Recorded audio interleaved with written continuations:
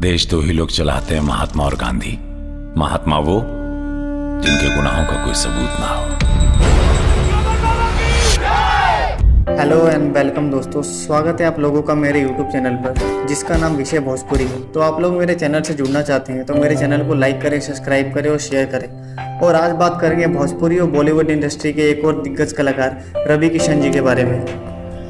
रवि किशन, आज ये नाम किसी परिचय का मोहताज नहीं है, लेकिन क्या आप लोगों को पता है कि इस नाम को बनाने के लिए रवि किशन ने कितना संघर्ष किया था? शायद ही आप लोगों को पता है। चलिए आज की इस वीडियो में मैं यही बताने वाला हूँ आप लोगों को। तो आइए स्टार्ट करते हैं।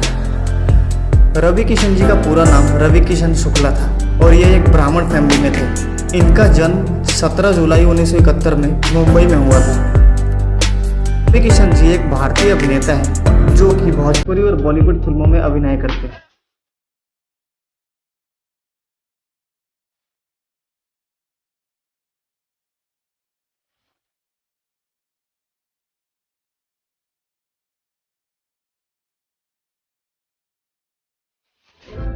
रवि किशन जी जौनपुर उत्तर प्रदेश के रहने वाले हैं। इनके पिताजी का नाम पंडित श्याम नारायण शुक्ला था व माता जी का नाम जड़ावती देवी था। रवि किशन जी एक बहुत ही गरीब फैमिली से थे। इनके पिताजी गांव में पुजारी का काम करते थे। जब ये 10 वर्ष के थे तो गरीबी और निजी कारणों के चलते इनके पूरे परिवार को मुंबई से गाँव में आकर रहना पड़ा।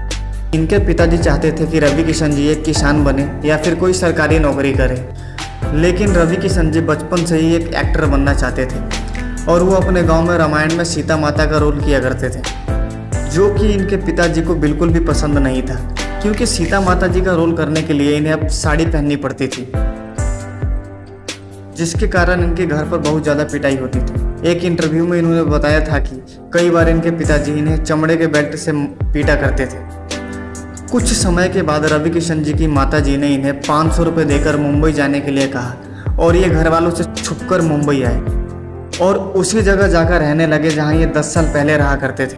काफ़ी सालों के संघर्ष के बाद इन्हें एक फिल्म मिली जिसका नाम पीताम्बर था, जो कि 1992 में आई थी। यह इनके करियर की पहली फिल्म थी और इनमें इन्हें एक छोटा सा रोल मिला था। इसके बाद रवि किशन जी ने बहुत सारी फिल्मों में छोटे छोटे रोल किए, जैसे कि आग का तूफान, रानी और महारानी, आतंक इत्यादि।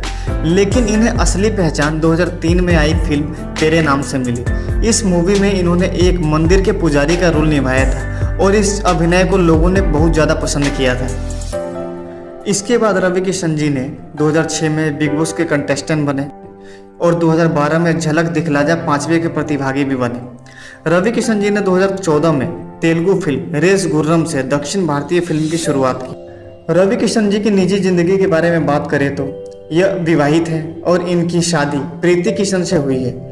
इनसे इनके 3 बेटियां और 1 बेटा है। वर्ष 2019 के लोकसभा चुनाव से रवि किशन ने भारतीय राजनीति में कदम रखा। इन्होंने गोरखपुर संसदीय क्षेत्र से जीत हासिल की और वर्तमान समय के भारतीय जनता पार्टी के सांसद हैं। जिंदगी झंडवा फिर भी घमंडवा।